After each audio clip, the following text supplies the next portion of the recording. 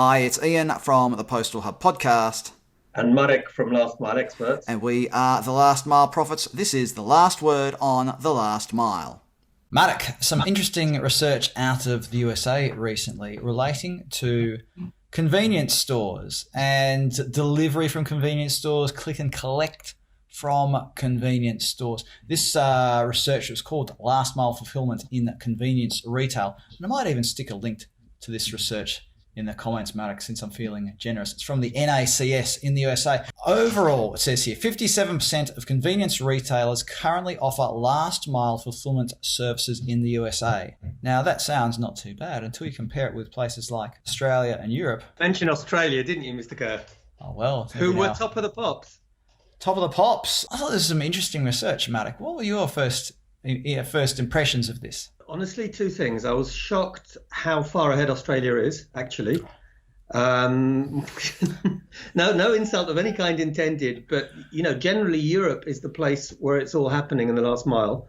So, chapeau bas to all the Aussies out there, because Australia has about 91% of stores offering this service compared to only 85 in Europe. But it's all about partnerships again. I know we've talked about partnerships a lot on the Last Mile Profits over the last couple of months, but there are a range of the third-party delivery providers that are partnering up with the convenience stores.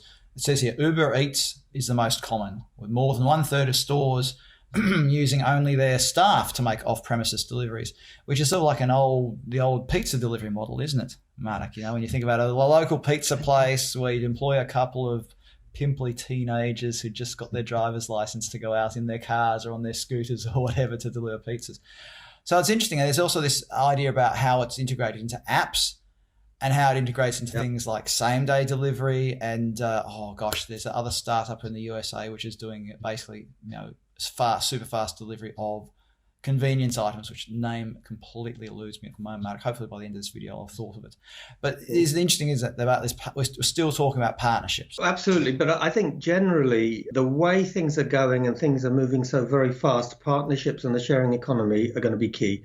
So there's no question it's going to be very hard to go it alone, certainly in terms of any holistic solution. Having said that, what I thought was interesting is I think pretty good advice there that stores should really consider how much they can do on their own, because the reality is when you're working with partners, you're not just giving away a significant percentage of the profits, if there is any profit in this last mile delivery, but also a lot of data and control. Yeah, and that's an interesting thing about how you partner with the various platforms. And we also have to remember that within a lot of these convenience store networks, some of them are franchise operated, some of them are completely independent. So there's a range of operating models for the actual convenience stores. Marek, something that you and I talked about ages ago was the Superfast delivery from, is it Yandex in Russia? Oh, the one in Russia, yeah. Remember that was a long time ago. That was a long time ago. So it is happening across the world. I think another interesting thing is about how this is all to do with, there's a lot of COVID stuff in here, but it's also about convenience stores, and mobile apps and selling via these platforms, yeah? I think mobile is the new future, as it were, in terms of online retail services as well to a degree. So, you cannot survive without an app. New lockers, if you think about our sort of core areas, new lockers don't have screens. They're all app-based. So apps are going to be important. But what I think is interesting here is the fact that people are recognizing that they need to do new things. And that's going to be, I think, accelerated by COVID. Because if I don't know when you were last down at the shopping center, but I was there a couple of days ago and it was incredible. There was just no one around. So the high streets and shopping centers are today at least, if not dead, then almost dormant. And that's going to really lead to significant changes. And the other key thing that's discussed in this report is about the benefit of extending the reach. So instead of depending on customers coming in, using a delivery service to send out to customers, is the burden on store staff. And this is something that retailers really got to work out, is whether you're going to fulfill from in-store to make that local fulfillment in a Superfast or whether it's same day, time slot delivery, whatever, compared to fulfillment out of a fulfillment center or delivery center that might be located further away from shoppers and they're only able to fulfill next day, as opposed to that Superfast delivery? Yeah, I don't know what your take on it is, Ian, but my view is that the proximity is going to be more and more important. And if there is going to be some kind of dark store or urban warehouse, it has to be proximate. So, let's see. Having said that, Ian, in the really short term, there's an awful lot of people without too much to do in shops right now. So I would say that probably the short-term solution is, give these guys and girls something to do, find ways to make this work. There will be places. A classic one is small retailers like, when I say small in terms of the size of outlets, people like Lidl, they don't, at least in my neck of the woods, they don't have customer service desks. So they're going to always need some kind of external solution. By the way, it happens to be lockers, which is a really great solution, I think. So I think it's case-by-case analysis. It's a question of timing it right. And at the moment, I would think very carefully about taking third parties if I've got 60 or 70% of my own staff that don't have something to do or are on, what's it called, furlough or something. Well, on furlough or whatever the local equivalent might be. I suppose the other thing that we need to think about when it comes to delivery out of convenience stores is their product mix. So some of those convenience stores are pure convenience stores. They're selling chocolate bars, newspapers, milk, the basic lines. Whereas others in with, say, a petrol station, a service station.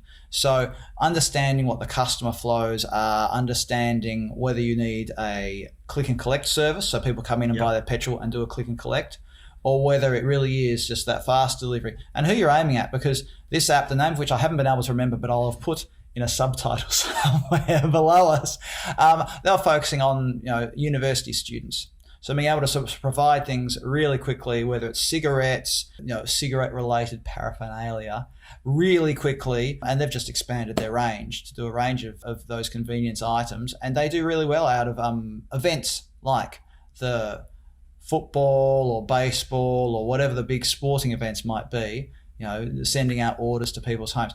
An interesting thing, and so as I said, Marek, I'm going to stick a link down below to this research, and I'll have worked out the name this US startup. Oh, good. It's a sign of something, isn't it? Marek, any final comments on this interesting idea of fulfilling and delivery out of local convenience stores?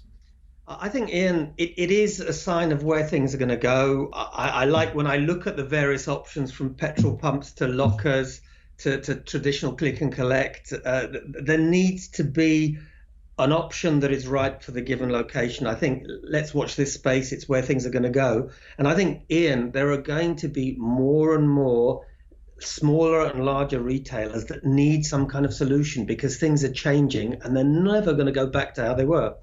And I know we're running out of time. I want to really mention this quickly, is the idea of the convenience store becoming a de facto post office as well. Yes. And we've seen that in a couple of markets where it might be as simple as parcel lockers, tying up with a local carrier, whether it's a FedEx or whoever it might be. It's an interesting little space, and it shows that the retail and delivery sector is a very active, very competitive. Marek Różycki. Absolutely. I think PUDOs, because the wider sense of the word is PUDOs, popping up everywhere now. So let's watch this space. The world will really change. Out of home, as you know, surprise, surprise, I'm saying this, out of home is the future. Comment below, everybody. Is out of home the future also for convenience stores, or will we see home delivery? What's the mix going to be? Marek Różycki, thanks for being part of the Last Mile Profits today. Thank you, Ian. Thank you, everyone.